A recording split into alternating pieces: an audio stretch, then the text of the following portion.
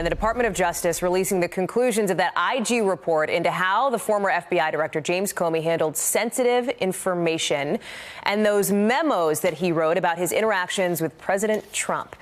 I want to bring in NBC's Julia Ainsley. And Julia, I know you've had about 25 minutes or so to read through these 82 pages. Can you bring us up to speed on the highlights here? Because it sounds like James Comey, according to the DOJ IG, did violate some policies, but they're not going to prosecute him. Am I understanding that correctly? You've got that right. Really, Hallie, you've got the headlines out of this huge report we've got right here. The headlines here is that the Inspector General finished its report, found that Director Comey should not have passed along information that they considered confidential, though not classified, to a friend. That would be the law professor Daniel Richman, who then leaked that to the press. That was the information about his one-on-one conversation with the president when the president suggested that he let the whole Michael Flynn thing go. I know we're going back a little bit in time, but this was a big one that stands out to anyone following the Russia investigation. So the Inspector General said he should not have done that. They referred the matter to the Justice Department, and the Justice Department said that they declined to prosecute. So really, we're exactly where we were when we started all of this, that the Justice Department will not prosecute this. But the Inspector General did take some time to explain why he shouldn't have done this. One thing they said is that former Director Comey failed to live up to his responsibility by not safeguarding sensitive information obtained during the course of his FBI employment.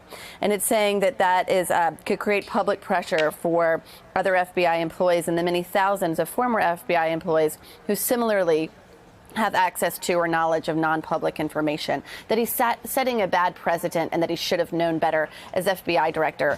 I will say, though, Hallie, it's interesting to see what Director Comey said in his own interviews with the Inspector General, which they do include here. They put this exact thing to him, said, why would you do this? This was in your own personal interest to leak this. And he said that he would frame it differently, that he viewed the issue as one of incredible importance to the nation as a whole, and that he took this action because it's something he had to do for the love of this country, and that he loves the Justice Department and the FBI and was trying to preserve their integrity in this.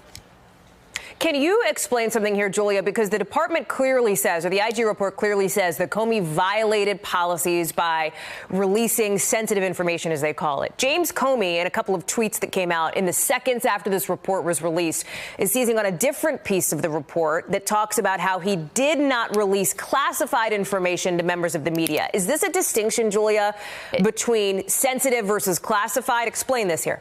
Big distinction. I mean, Hallie, you and I get information from sources every day that is sensitive, things that they probably, only get in their own jobs that isn't going out to the public, but it's not classified. It's not putting someone in danger. It's not giving up sources for the United States that provide us with information every day. It's not classified. It's sensitive. And so that's what he's zeroing in on. And it seems that that is what the Justice Department zeroed in on as well when they decide not to move forward with prosecution. So the Inspector General is saying the release of sensitive information was not in his best conduct as director, but the Justice Department ultimately decided because it was not classified, that was not a prosecutable offense.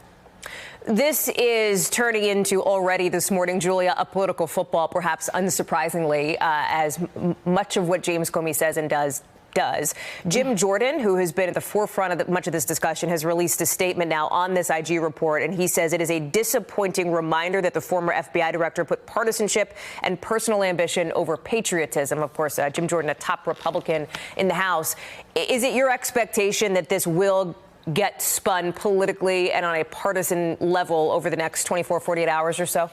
I think if you want to attack the former FBI director, who was the person who launched the entire investigation that became the Mueller investigation, this report does give you a lot of fodder for that, because it talks about how James Comey's intentions behind the leaks of these memos were to try to kind of create his own personal narrative. They counter this idea that this was for the love of country and really say it had more to do with the love of his own image that he was trying to save. So there's a lot Republicans can work with. But at the end of the day, they don't have anything that's a prosecutable offense.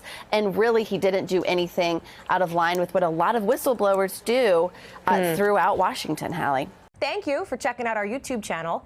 Why don't you subscribe? It's really easy. Just click on that button down there. And for more news from MSNBC, click on any of these videos here for the latest interviews and highlights. You can get more videos from MSNBC with our newsletters. Head over to msnbc.com/newsletters to sign up.